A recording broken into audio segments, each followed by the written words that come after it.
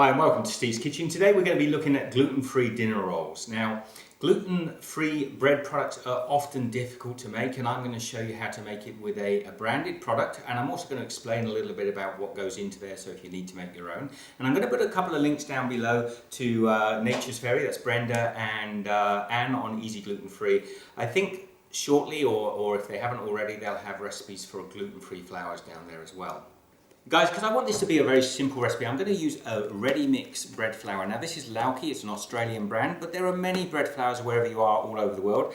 Now, as I say, I'll put links down below to some gluten-free specialist channels that may be able to help you. But I can tell you, look, if you're looking for the flours that go in here, like potato starch, we've got tapioca flour, and rice flour, which are the main ingredients. You also would need some xanthan gum.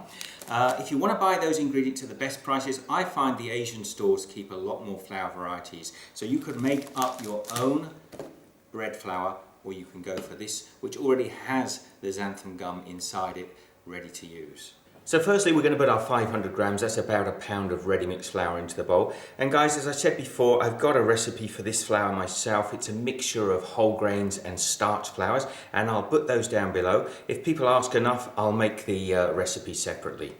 So now we need to calculate our liquid. It's 360 milliliters or 360 grams of water, but I'm actually going for 180, and I'm going to another 180 of milk. And as with regular dinner rolls, I'm just going to add our liquid into our flour, and I'm using a fork to get that started. Now, it's a lot different with a gluten-free roll. We do have a batter more than a dough, and that, I think, is one of the things that confuses people. You're having quite a very wet batter, and it makes the difference to the way we have to bake this as well. Now, they say on the box to use a machine to mix this, hand mixer, but it really doesn't take long. I'm just going to pop that fork out of there now, and then for a couple of minutes I'm just going to mix this round fairly rigorously. I want to get rid of all the lumps in this batter. So you can see after just a minute or so of mixing, I've got a lovely smooth batter. And I really do think this troubles people when they're making gluten-free, that they end up with this batter rather than a nice glutinous roll. But it really does work, guys. Now, there is bicarbonate of soda in this mixture as well, which is a leavening agent. So how are we going to bake this without it just running all over the place? In muffin trays. With any gluten-free bread, you want to contain it in the bread loaf, and these larger muffin trays, these ones are around about 3.5 inches in diameter. That's about 8 centimeters.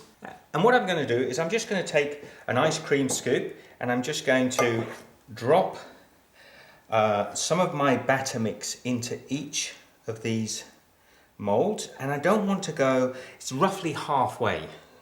So you'll see I've got my batter mix in there, or my bread mix, and it's almost halfway up the side of the muffin tray, and I've got another tray here. I'll probably get another two rolls out of this batter. So guys, I've got my batter, my bread mix in these little muffin trays, and they've got to sit somewhere for half an hour in a nice warm temperature, not too hot. I put my oven on to about 50 degrees Celsius. I'll put the Fahrenheit up on the screen so you can see that. I put it on for about 5 minutes, then I turn it off so that stays nice and warm in there, just the residual heat. Half an hour, and these will have doubled in size. So thereafter 30 minutes, guys, they've started to push this out the top of the tin there. Got lovely little round tops to them. Now, I've preheated an oven to 190 degrees Celsius, that's 375 Fahrenheit. And these are going to go in for about 15 minutes, maybe a little less. Just keep an eye on them. I want a golden brown top on them. Okay guys, there they are out of the oven.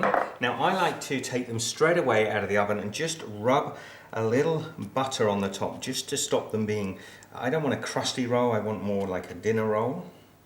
And there you have them, guys. That is a gluten-free dinner roll. Now, I know these are muffin shaped, and that's one of the difficulties with working with a wet dough. But I can tell you, when this is cooled down, I'll cut it in half, and you'll see this tastes absolutely delicious.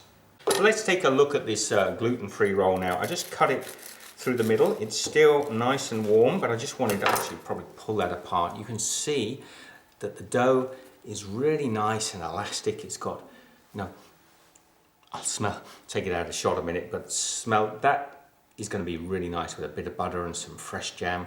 But this particular roll, or these particular rolls, I made them to do a gluten-free fillet of fish, and that recipe will be on my channel also. So that is it, guys. That's my gluten-free bread rolls, dinner rolls. They break like regular bread. They've got a lovely stretch to them, and the taste is great. It's gluten-free. It's not going to taste like wheat. It's pretty close though. Now I've used a regular mixed bread flour. As I said, you can buy your own flours and make them yourself, and I'm hoping that the gluten-free community will be putting up some flours. I certainly will be putting some up later on, more gluten-free recipes. Thank you for joining me. I'll see you in the next video. Guys, I hope you enjoyed the gluten-free dinner rolls. I'm doing a fillet of fish recipe, and I'm using a gluten-free dinner roll in that and a regular dinner roll, which is also on my channel. So click the subscribe button up there, links to my videos. Be good. I'll see you next time. Take care.